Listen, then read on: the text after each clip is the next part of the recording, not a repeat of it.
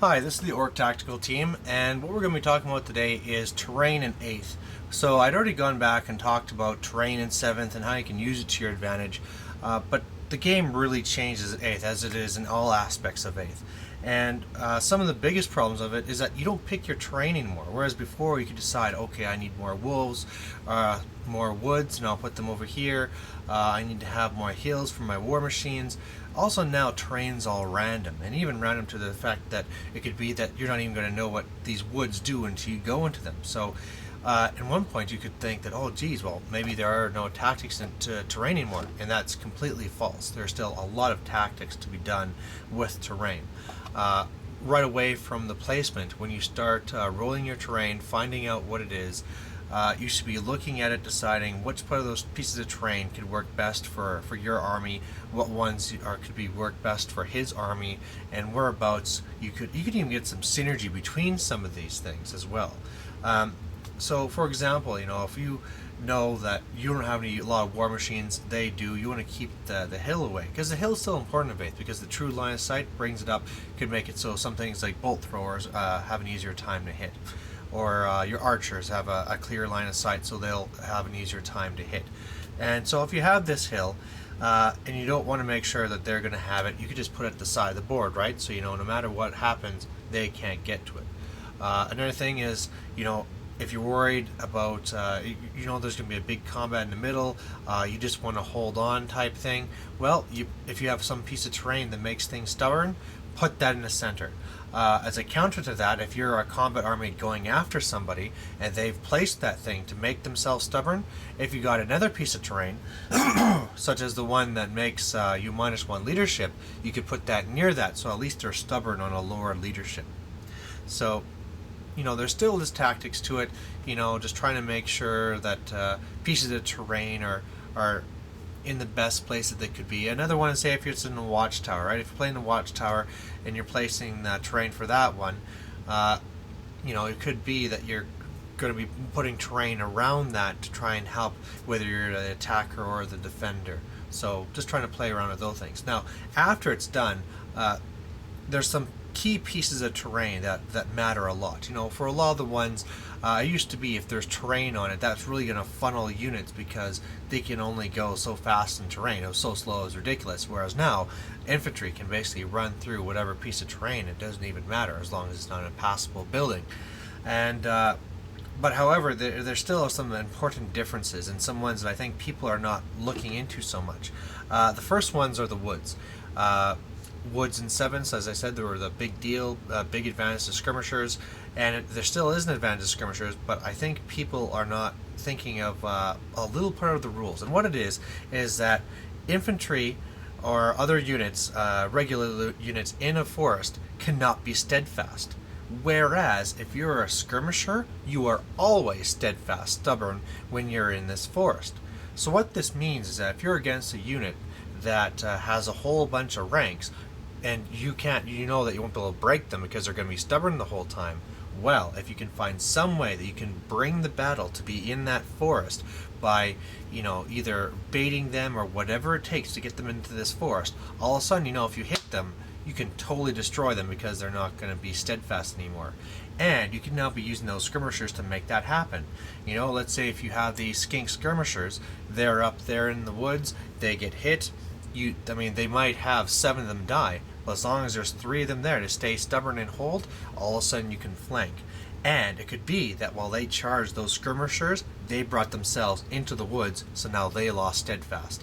So that's a big way of breaking past some of these. And another one that's even worse is the rivers, because if you're crossing a river and it's not on the bridge, that means that you lose both steadfast and your ranks. So all of a sudden it is very easy for almost any unit that could normally beat you through kills to just totally destroy you and break you, right? A chariot could hit you and break you fairly easily. So these are very critical pieces of terrain that I don't think people are giving a lot of thought to. And I think a big thing for the rivers is that a lot of people don't even have rivers. It could be that, maybe I'm just assuming this, but a lot of people, they roll for a river and they just don't even place it because, well, we don't have it, so you skip it. But if you play in a game with a river, that can change a lot because of what I was just talking about. Some of the other ones that can matter quite a bit are things like the buildings. Buildings can be very defensive because if you're in a building, you're defending them, you're stubborn. Only 10 units can fight, or 10 models can fight. Big monsters if you're counting as 3. What that means is that this is a great place that you can put in your big units of, say, because you can be any size of guys can go inside these towers. Only a certain number can shoot per ranks. We can put these huge models and units in there. And so if you have this tower and you have some things like some Thunderers or some Armor Boys or something, you can throw them in there and know that if you get charged, you should be okay, or at least to hold out a long time. And you can actually use these buildings as a good defense for your other characters. So let's say in your Orc army you have a unit of Armor Boys and you have this great Shaman. Well, what that means is if you put them all in the building, you have this great building that you can shoot all the time. Maybe not all your guys, depending how big it is. But when you get charged, first of all, not only are they gonna not be able to break you because you're gonna be stubborn in there, unless you roll really poorly. As well, when you're picking your guys, obviously you're not gonna be picking your Shaman. So it's almost like having like the old way of the Skaven, where you can lead from the rear, right? Until they kill everybody else, they can attack that great Shaman, and when it comes to magic phase, he can just stay there blasting. And the best thing is that if they don't beat you out of that tower, they automatically are pushed back out. So you have another turn of blasting things with magic until they charge you, kill a few more Armor Boys, and you keep on blasting and shooting in. So that can be really critical. Some other ones, things like swamps and things, those can be fairly deadly, because all of a sudden those are dangerous terrain to everyone. And then if you're the chariots or the cavalry, you're dying on a 1 or a 2.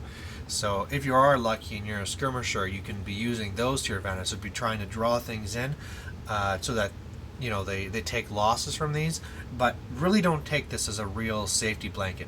The same thing, I've had people seeing them trying to hide behind barriers and fences to defend themselves from chariots, thinking that, okay, yeah, back in 7th, a chariot hits into this barrier and is pretty much destroyed.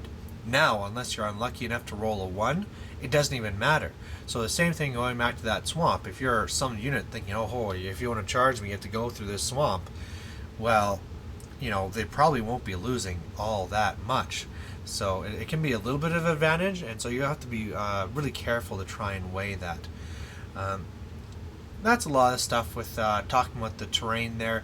It's a lot of stuff. If you go back to my video for 7th, it's still trying to play that psychological game. If you want them to try and play something somewhere, you could try and talk it up, like, oh man, this would be a real big advantage to you, when really it wouldn't. It really depends. This is really situational, depending on what you're playing against and what terrain there is. But you could try and find some way to make him defensive. So if you got one of those ones where it's the 3 buildings and a whole bunch of linear terrain type things, that'd be great if you could. That could be a big benefit to you if you could just defend yourselves in there, so that he holds up. Then you can just stand back and blast him with war machines or something, right? But that's, again, as I said, you have to really play by ear, depending on the situation and what's going on. So that's pretty much it. Just remember that whereas the things are a lot more random, there's still a lot of tactics. You should spend time thinking about how the different pieces of terrain affect your army, how the different pieces of terrain would be a negative against you if you face them, and then when you roll them, just thinking ahead of where you want to place them, how you foresee the battle going, how you want your units and the terrain to interact, and how you're going to make all those things happen. So that's for today. Hope there's some good tidbits in there. And what we're going to be talking about next time is actually one that somebody submitted as something you want me to talk about, and that's about Grimgor in 8th. So I think he's fantastic, but we'll get to that next week, so we'll see you there. Bye.